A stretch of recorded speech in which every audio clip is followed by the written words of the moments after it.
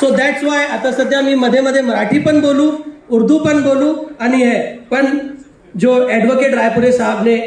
अभी जिस तरीके से बातें रखी है,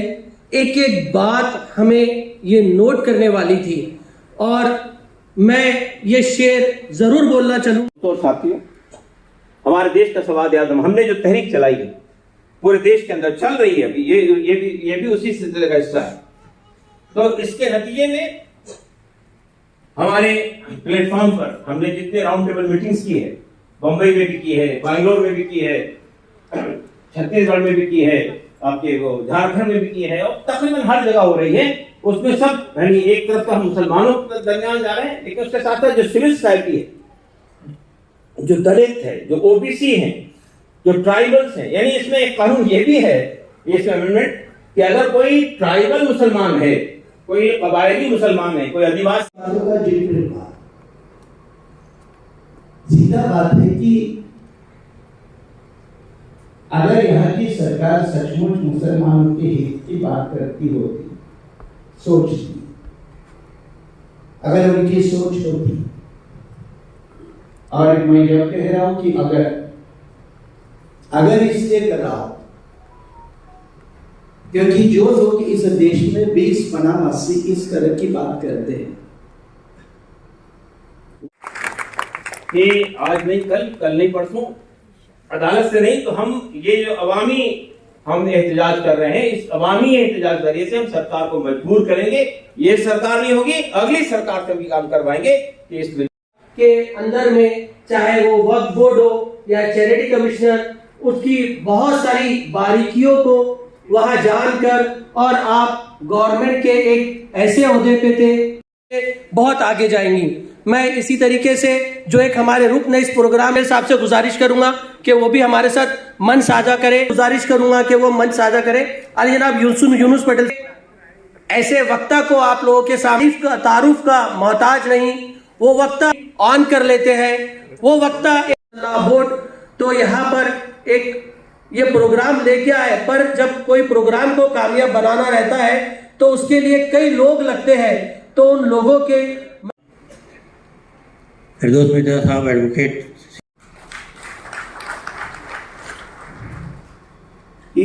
कौन देगा सर्टिफिकेट? भारत सरकार अथॉराइज करेगी,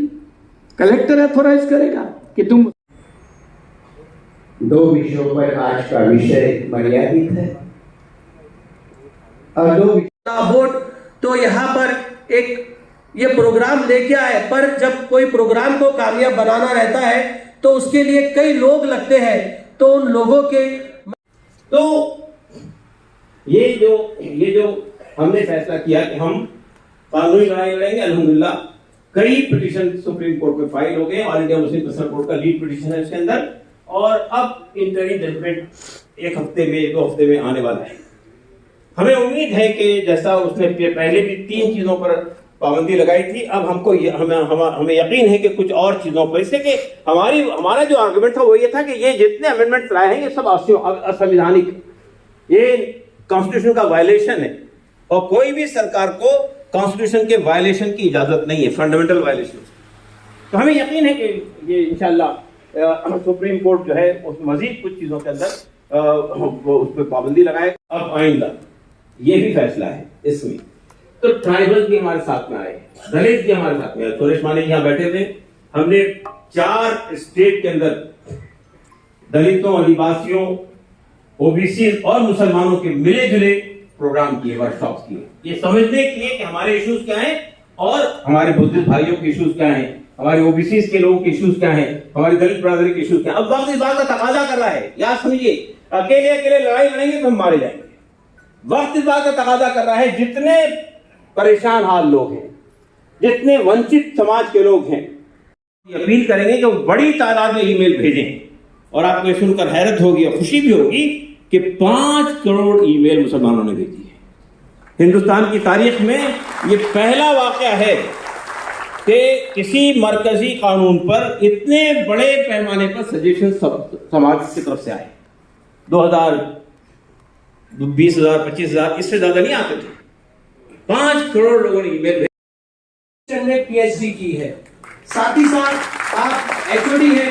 इंडियन कॉन्स्टिट्यूशन ऑफ लॉ के जो मुंबई में है, Mumbai university law, Mumbai university के आप HOD है। दूसरा फाउंडर मेंबर है भारतीय भागीदारी मिशन के। तो मेरी मुराद है आज जनाब एडवोकेट सुरेश माने, बहुत से हमारे बौद्ध भाई लोग उनको सुनने के लिए बेचैन है, तो मैं उन्हें आवाज देता हूँ। पंजाब, हरियाणा, उत्तर प्रदेश और राजस्थान दिल्ली के बॉर्डर पे आके बैठ गए और दिल्ली के आगे बॉर्डर बैठ के 1 साल तक बैठे रहे, खाना पानी सब लाके वहां बैठ गए। 700 लोग मारे गए इस दरमियान, लेकिन वो टस से मस नहीं हुए, सरकार को झुकना पड़ा और वो कानून वापस ले। क्या 20 करोड़ मुसलमानों की कोई अहमियत नहीं? और हमारे बौद्ध भाई हमारे साथ खड़े हो जाए तो उनकी कोई अहमियत नहीं। एक तरफ गुरूर तकब्बुर था, दूसरी तरफ जो है वो मजबूत दलाइल थे, आर्गुमेंट थे अपोजिशन की पार्टी के पास। लेकिन फैसला क्योंकि उनके पास मेजॉरिटी थी तो उन्होंने फैसला कर लिया। लेकिन जाहिर बात है कि अब सवाल ये पैदा होता है कि अब इसके बाद क्या? ये सवाल आ रहा था कि ठीक है, एक कानून मंजूर हो गया, हमारी मर्जी के खिलाफ एक कानून मंजूर हो गया। इकोसिस्टम दूसरे लोगों की बड़ी पावरफुल है और इसलिए उनकी आवाज पहुंचती है, तो उनका पहला जवाब देना बहुत जरूरी है कि हम अपने धर्म की बात करने नहीं आ रहे हैं, हम अपने संविधानों की अधिकार की बात कर रहे हैं। और इसलिए इस प्रोग्राम का आयोजन भी सर और डॉक्टर इलियास रसूल इलियास सर ये हमें मार्गदर्शन करेंगे। अंत में जिस प्रकार से आप जिस तादाद में यहाँ पर आए हो, तो मुझे एक पक्का विश्वास है, भरोसा है और उम्मीद है, ये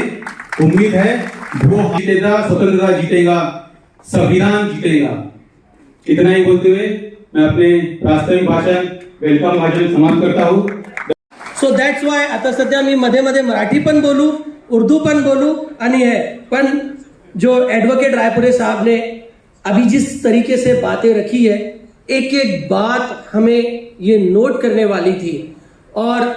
मैं ये शेर जरूर बोलना चलूं। तो साथियों, हमारे देश का सवाद आज़म हमने जो तहरीक चलाई है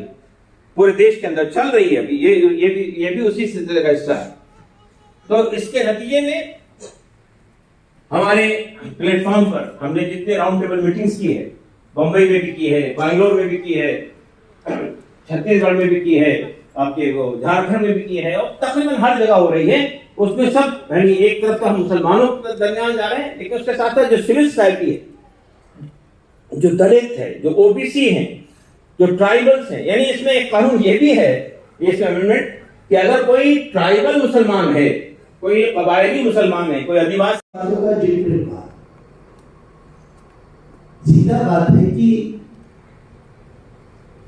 अगर यहाँ की सरकार सचमुच मुसलमानों के हित की बात करती होती, सोचती, अगर उनकी सोच होती, और मैं जब कह रहा हूं कि अगर इसलिए कर रहा हूं क्योंकि जो लोग इस देश में 20 पनाह मस्सी इस तरह की बात करते हैं कि आज नहीं कल नहीं परसों अदालत से नहीं, तो हम ये जो अवामी हम एहतजाज कर रहे हैं, इस अवामी एहतजाज जरिए से हम सरकार को मजबूर करेंगे। ये सरकार नहीं होगी, अगली सरकार से भी काम करवाएंगे कि इस बिल को के अंदर में, चाहे वो वक्फ बोर्ड हो या चैरिटी कमिश्नर, उसकी बहुत सारी बारीकियों को वहां जानकर और आप गवर्नमेंट के एक ऐसे ओहदे पे थे, बहुत आगे जाएंगी। मैं इसी तरीके से जो एक हमारे रुकन इस प्रोग्राम में साहब से गुजारिश करूंगा कि वो भी हमारे साथ मन साझा करे, साझा करे। अली जनाब यूनुस पटेल ऐसे वक्ता को आप लोगों के सामने तारुफ का मोहताज नहीं, वो वक्ता ऑन कर लेते हैं, वो वक्ता 2 विषयों पर आज का विषय मर्यादित है और कासिम रसूल